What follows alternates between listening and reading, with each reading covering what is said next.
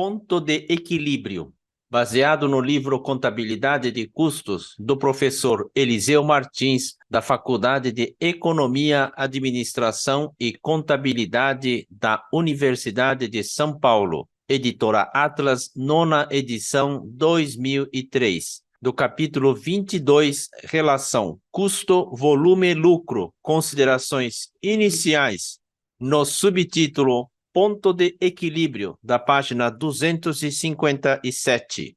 O ponto de equilíbrio, também denominado ponto de ruptura, break-even point, nasce da conjugação dos custos e despesas totais com as receitas totais. Estas, numa economia de mercado, têm uma representação macroeconômica também não linear. Isto é, para o mercado como um todo, de computadores, por exemplo, tende a haver uma inclinação para menos, já que cada unidade adicional tenderia a ser capaz de produzir menor receita. Para uma empresa em particular, é quase certo que isso não ocorra, por ter ela um preço relativamente estável para seu produto, fazendo com que sua receita total seja tal preço vezes o número de unidades vendidas. As alterações de preços provocariam o mesmo impacto que sobre os custos variáveis, isto é, inclinando para mais ou para menos a curva.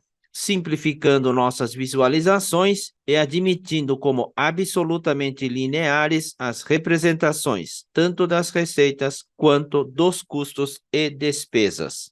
Até esse ponto, o ponto de equilíbrio, a empresa está tendo mais custos e despesas do que de receitas, encontrando-se, por isso, na faixa do prejuízo.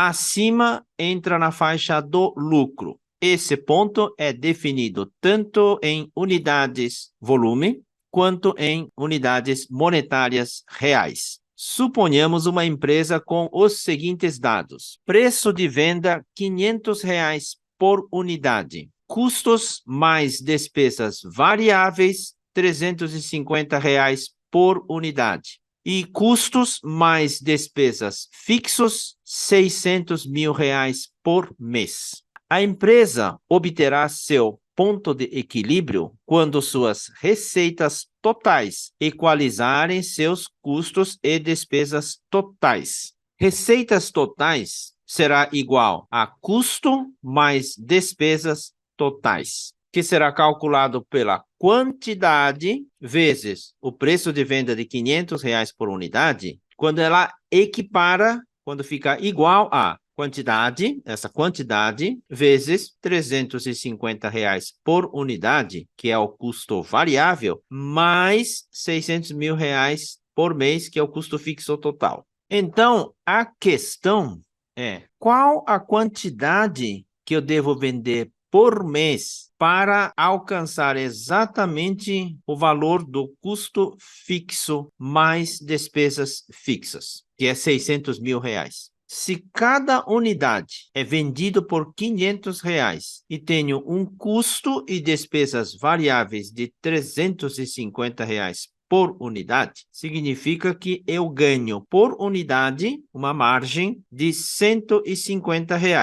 Ora, se o valor de custo fixo que eu tenho que cobrir é de R$ 600 mil, quantas peças eu tenho que vender ganhando 150? Basta dividir 600 mil por 150, que dá 4 mil unidades por mês. Então, a equação, o ponto de equilíbrio, será custos mais despesas fixas dividido pela margem de contribuição unitária. Para sua transformação em reais de receitas totais, basta fazer 4 mil unidades por mês a R$ 500, gera 2 milhões de reais em receita, que é o ponto de equilíbrio em reais. Realmente, quando houver esse volume de vendas, teremos como custos e despesas totais o seguinte: 4 mil unidades vezes R$ R$ 350 por unidade, que é custos e despesas variáveis, eu vou ter um gasto de 1.400.000, mais os custos e despesas fixas de 600.000, o total dos meus custos fixos e variáveis teria uma soma de 2 milhões de reais, que é exatamente o valor da receita de 4.000 peças multiplicado por R$ 500. Este é o ponto de equilíbrio, é o ponto em que a receita cruza exatamente com a somatória de custos variáveis mais despesas fixas. A partir da unidade de número 4001, cada margem de contribuição unitária que até aí contribuía para a cobertura dos custos e despesas fixos, passa a contribuir para a formação do lucro. Logo, 4.100 unidades produzidas e vendidas darão um lucro equivalente à soma das margens de contribuição das 100 unidades que ultrapassaram o ponto de equilíbrio. 100 unidades vendidas a mais, ganhando R$ 150 por unidade, eu tenho uma adição de R$ 15.000 em margem de contribuição. Então, comprovemos, receita total de 4.100 vendido a R$ 500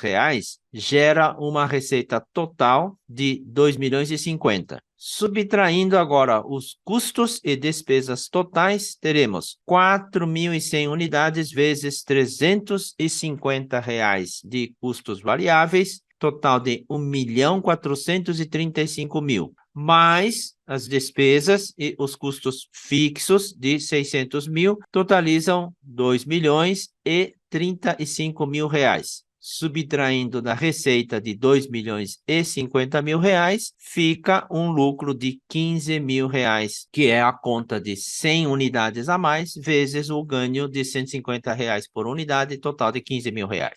Este cálculo só é válido no custeio por absorção, quando a produção for igual à venda em termos de unidades e não houver estoques finais. Caso contrário, haverá sempre o problema dos custos fixos mantidos em estoque, que provocarão distorções, ora para mais, ora para menos. No custeio variável, o resultado será sempre igual ao calculado em função dessas relações entre o custo e o volume. No custeio por absorção, o resultado será calculado pelo ponto de equilíbrio, ou custeio variável, menos os custos fixos do estoque anterior, mais os do estoque final. Meus comentários. Para calcular o ponto de equilíbrio monetariamente, se a gente pega aqui R$ 500 do preço de venda, menos R$ 350